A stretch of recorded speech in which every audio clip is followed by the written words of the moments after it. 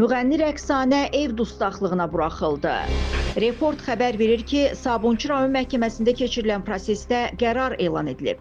Zərərin müəyyən hissəsinin ödənməsi və zərər çəkmişlərlə təqsirləndirilən Rəqsanə İsmailova arasında olan razılığa əsasən barəsində tətbiq edilmiş həbs qəti imkan tədbiri məhkəmə tərəfindən ev dustaqlığı ilə əvəz olunub. Cinayət işi üzrə polis tərəfindən istintaq tədbirləri davam etdirilir.